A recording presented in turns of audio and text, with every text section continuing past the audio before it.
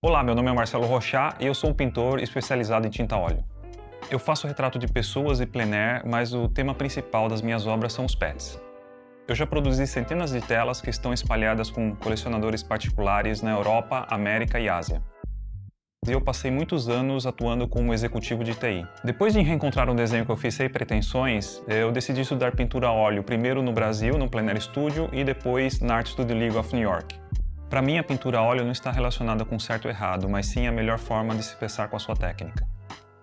Nesse curso da Doméstica, você aprenderá a criar retratos a óleo de pet a partir de uma fotografia.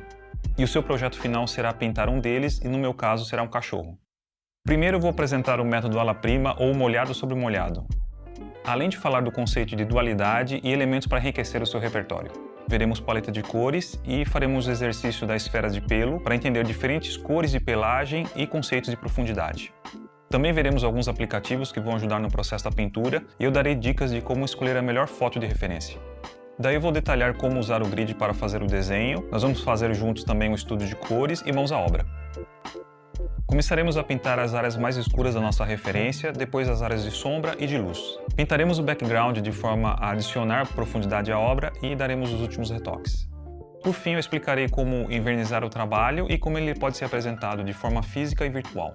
Ao terminar esse curso, você conhecerá uma das técnicas mais sofisticadas e clássicas da arte. Para seguir essa aula, separe tintas a óleo, tela e outros materiais de pintura e desenho de fácil acesso.